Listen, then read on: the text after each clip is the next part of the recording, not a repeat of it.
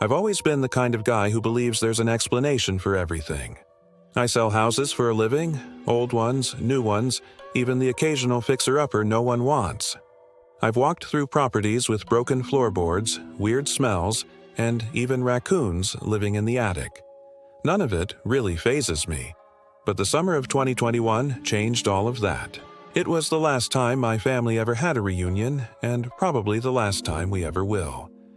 It started with my sister, Diane. She found this cabin listed on some rustic vacation site called Wilderness Keep. It was marketed as a secluded, restored 1800s hunting lodge in the mountains of northern Colorado. The kind of place you had to reach by a gravel road with no cell service and no nearby towns. Perfect, she said, for a tech-free family weekend. There were going to be 15 of us. Me, Diane, our spouses, kids, aunts, uncles, cousins, even Grandma Lorraine. We arrived on a Friday morning in July. The sun was high, the air was dry, and the forest around the cabin was thick and quiet. The place was impressive. 2 stories tall, log walls, a stone fireplace that looked like it had never stopped burning since the 19th century. There was a large open area in back that overlooked a sharp drop-off, like a natural cliff or ridge. Beyond that, nothing but forest. At first, everything went as planned. We unpacked, claimed rooms, cooked dinner together, sat around the fire pit. The kids played games while the adults caught up. But that first night I couldn't sleep. Not because of the bed, it was actually comfortable, but because I kept hearing noises. Not animals, not the creak of old timber. It sounded like whispering, right outside the cabin walls. I chalked it up to the wind or maybe an animal brushing against the siding. But the next morning, I found something strange in the woods behind the cabin. I'd taken my coffee and gone for a walk before anyone else was up. About 100 feet from the back porch, I found a tree with symbols carved into it. They weren't initials or hearts, nothing like J+M forever. These looked old, sharp, like runes. I took a picture, thinking maybe one of the kids had done it, or it was just part of the land's history. When I showed it to Diane later, she got real quiet, said it reminded her of something she saw in a book once, but she wouldn't say what. That night, my nephew Kyle went missing. We had just finished dinner. The sun had gone down, and most of us were gathered around the fireplace playing board games.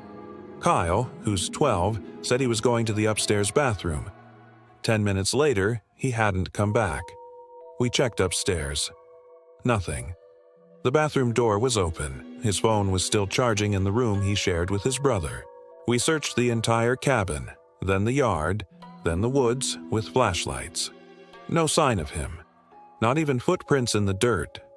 It was like he vanished. Diane called the local authorities, but we had no signal. Her husband drove 30 minutes back down the road until he got reception. A search party came the next morning. They looked for 3 days. Dogs, ATVs, helicopters, no trace, no scent, no dropped clothing. The only thing they found was a circle of rocks behind the ridge, like a ritual site. In the center, one of Kyle's shoes. Most of the family went home after that, but I stayed behind with Diane and her husband. We couldn't leave, not until we had answers. And I wish to God we hadn't stayed. Late one night, I saw something by the ridge. It was shaped like a man but taller, 7, maybe 8 feet. Skinny, bony, with arms that reached down past its knees. It was standing still, watching the cabin. I grabbed my flashlight, but the moment the beam hit the trees, it was gone. Not like it ran. More like it melted into the woods. I didn't tell anyone. Didn't want to sound crazy. But then Diane saw it too. She said it came to the edge of the porch and just stood there while everyone was sleeping. On the 4th night, we found the basement. There was a trap door under the rug in the dining room. It wasn't on the floor plan. When we opened it, the air that came out was thick, like something had been sealed down there for years. The stairs were narrow and wooden, and at the bottom was a single room made of stone. Inside were shelves covered in old books, jars with things floating in them, and on the wall, more of those symbols. One book was open on a table in the center, and it described rituals, offerings, and something called the Watcher of the Ridge.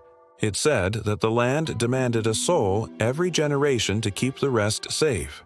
If the offering wasn't made, the watcher would take who it pleased. I don't know who wrote it. There were no names, just dates going back more than 100 years. And the most recent date? 1996. The name next to it? Kyle Peterson. That's my nephew's full name. We left that night. Didn't pack, didn't talk. Just left. We never spoke about it to the rest of the family. The authorities never found Kyle, and eventually the search was called off. Diane and her husband moved away the next year. I stopped selling mountain properties. Every now and then, I check the listings on Wilderness Keep. That cabin, still available. Price lowered, description updated. Perfect for small family gatherings, private, scenic, rich in history,